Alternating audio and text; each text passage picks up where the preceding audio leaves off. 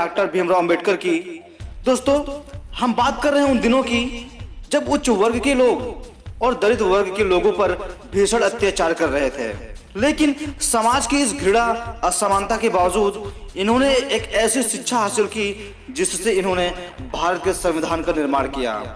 दोस्तों, डॉक्टर भीमराव अंबेडकर का जन्म 14 अप्रैल 1891 में मध्य प्रदेश के मऊ गांव में हुआ था।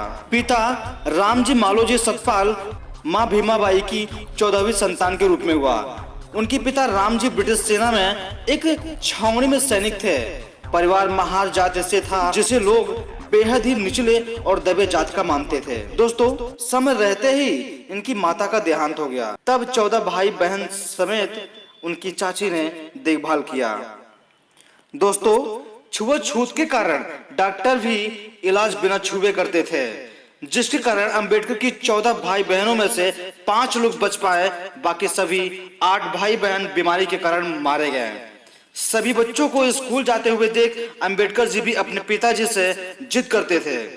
मजबूर होकर उनके पिता ने एक ब्रिटिश अधिकारी के पास गए। बहुत विनती के बाद उनके बच्चे का एडमिशन एक स्कूल में हो पाया, लेकिन स्कूल में उन्हें क्लासरूम के बाहर बैठकर पढ़ना पड़ता था। सभी बच्चे उनसे दूर दूर रहते थे। उन्हें मटके से पानी नहीं पीने दिया जाता था।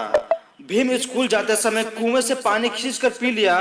कुछ लोगों ने दोस्त उनकी बहुत पिटाई की और जूते चप्पल से उनकी खूब पिटाई की। दोस्तों, एक बार अंबेडकर जी बाल कटवाने के लिए नाई के पास गए। दोस्तों, नाई ने बाल काटने से मना कर दिया, भला बुरा बोलकर वहां से भगा दिया।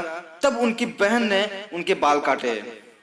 वो बहुत हताश, निराश हो गए, उदास हो गए। उन्होंने फिर काम के बारे में सोचा, लेकिन पैसे नहीं इकट्ठा हो पाए कि वह कहीं जाकर काम कर सके। दोस्तों, तभी उनके पिताजी सूबेदार की नौकरी से रिटायर होने के बाद नौकरी की तलाश में बॉम्बे जाकर बस गए और मराठा स्कूल में उन्होंने भीम का एडमिशन करा दिया। दोस्तों, यहाँ पर भीम ने अपने पिता की देखरेख में एक अच्छी शिक्षा ग्रहण की। दोस्तों, इसी तरह भीम लगातार अपनी पढ़ाई पूरा करते गए। हालांकि निम्न जाति के होने के कारण बहुत सारी दिक्कत परेशानी को सामना करना पड़ा, पर इनके अंदर जो लगन थी, जो जुनून था, इससे इनको एक बड़ी सफलता मिली। कोलंबिया यूनिवर्सिटी से इन्होंने शिक्षा ग्रहण की। दोस्तों, 1923 में इन्होंने वकालत शुरू की। दोस्तों, इन्होंने देखा छुआछूत की भावना लोगों के अंदर बहुत ज्यादा।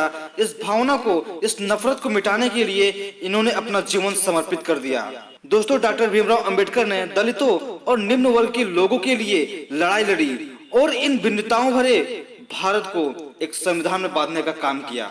आजादी के बाद दोस्तों, अंबेडकर जी ने भारत को दुनिया का सबसे बड़ा लिखित संविधान बना के दे दिया। इसके बाद 1950 में अंबेडकर जी बौद्ध धर्म के सम्मेलन में श्रीलंका गए। भारत लौटने के बाद इन्होंने नागपुर में 14 अक्टूबर 1956 को अपने लाखों अनुयायियों के साथ हिंदू धर्म त्याग कर बौद्ध धर्म की शिक्षा प्राप्त कर ली।